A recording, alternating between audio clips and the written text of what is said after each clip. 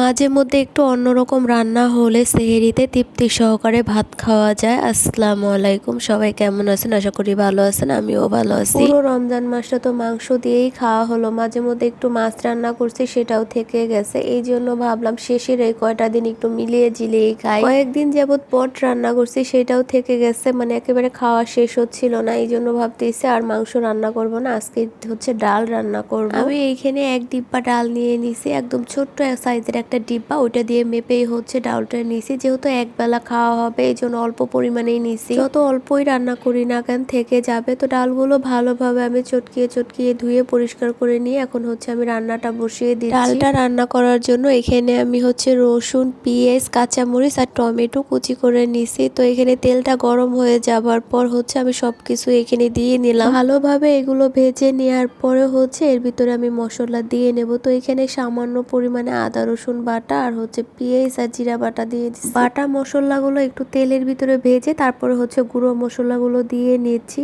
যেহেতু ডাল রান্না করব এই জন্য অল্প মশলাই এখানে ব্যবহার করছি। হলুদের গুঁড়ো, মরিচের গুঁড়ো আর হচ্ছে স্বাদ মতো লবণ, এগুলো দিয়ে ভালোভাবে এর সাথে মিশিয়ে আমি কষিয়ে নেওয়ার পর হচ্ছে ডালগুলো দিয়ে দিলাম। ডালগুলো এর সাথে এখন আমি ভালোভাবে কষিয়ে নেব। যেহেতু এটা ঘন ডাল হবে এই জন্যই হচ্ছে অনেকটা সময় নিয়ে কষি। এরপরে হচ্ছে পরিমাণ মতো পানি দিয়ে নিলাম। অল্প পরিমাণে পানি দিছি কারণ ডালটা একবারে গলে যাবে না, একটু আনাম আনাম থাকবে, এই জন্য। তো পানি দেওয়ার পর ভালোভাবে ডালটা মিশিয়ে দিচ্ছি এর সাথে। টমেটো গুলো এখন দিয়ে নিলাম, কষানোর সময় দিলে একদম গলে যেত, এই জন্যই হচ্ছে এখন দিলাম। এখন এই টমেটো গুলো তো একদম শেষের সিজনের, বেশি একটা সময় রান্না করা লাগে না, অল্পতেই একদম গলে যায়। ডালগুলো হচ্ছে আমি একটা পাতিলের ভিতরে ঢেলে নিছি, কারণ পাতিলের ভিতরে তো কষানো যাবে না, এই জন্য হচ্ছে কড়ার ভিতরে কষিয়ে তারপর হচ্ছে এই পাতিলে ঢেলে নিলাম। প্রায় সেদ্ধ হয়ে গেছে, আর একটু সেদ্ধ হলেই হচ্ছে এর ভিতরে ডিম পোস্ট করে তারপরে হচ্ছে দিয়ে দেব। আজকে ডালটা একদম অন্যরকম ভাবে রান্না করব। তো এখানে আমি প্রথমে হচ্ছে কিছু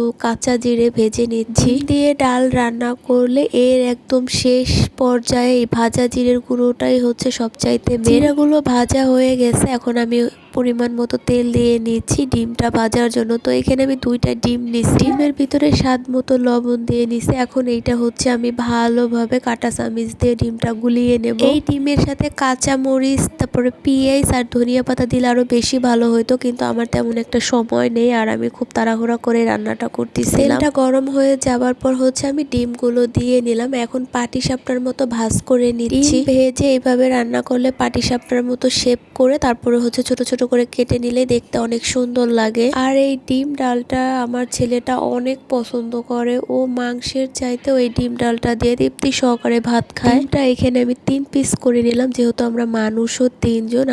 আর 2 দিন আগে আমি বট রান্না করছিলাম, সেই বটটাও রয়ে গেছে, তো এতটুকুই হয়ে যাবে। ডিমটা ভাজা হয়ে যাবার পর হচ্ছে আমি ডালটা চুলায় বসিয়ে দিয়ে এখন ডিমগুলো এর ভিতরে দিয়ে দেব।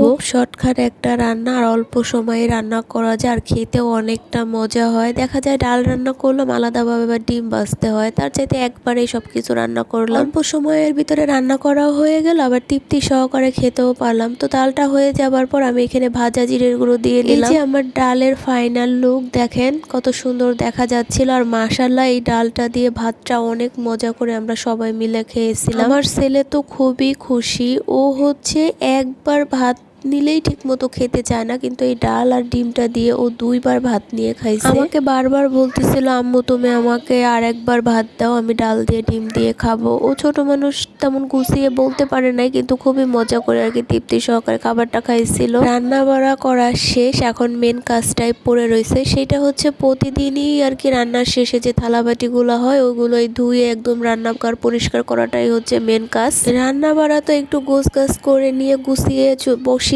দিলেই হচ্ছে রান্নাটা হয়ে যায়, কিন্তু বাদ বাকি যে পরে কাজগুলো থাকে ওইগুলো সুন্দরভাবে গুছিয়ে নিয়ে আনাই অনেকটা কষ্টদায়ক। এখানে বেশি পরিমাণে আজকে থালাবাটি হয়নি, আগেই থেকে অনেকগুলো হয়েছিল, সেগুলো ধুয়ে তারপরে হচ্ছে রান্না করতে বসিয়ে দিছি। রান্না করার পরে বাদ বাকি যে কয়টা হয়েছে ওইগুলো আর কি ধুয়ে নিচ্ছি। আমার সব কাজকর্ম করতেই ভালো লাগে, কিন্তু রান্নাটাই আমার কাছে বিরক্ত লাগে। আমি বিয়ের আগে কখনোই রান্নাঘরে না পারতে ঢুকতাম না, কিন্তু এখন আমার রান্নাঘরটাই হচ্ছে মেন ঘর। কষ্টই হোক, শরীর যত খারাপই থাক না কেন, রান্নাঘরে আমাকে ঢুকতেই হবে। আপনাদের ভাইয়া অন্য কারো হাতে রান্না তেমন তৃপ্তি সহকারে খেতে পারে না, আর আমার কাছেও ভালো লাগে না। নিজের রান্না বলে প্রশংসা করতেছি না, আমি যা পারি তাতেই আমার কাছে আলহামদুলিল্লাহ, কিন্তু আমি নিজে রান্না করলে ওইটাই আমার কাছে বেশি ভালো লাগে। অন্য কারো খাবার আমি তেমন পছন্দ করি না। ভিডিওটা আর বেশি বড় করব না, সবাই ভালো থাকবেন, আল্লাহ হাফেজ।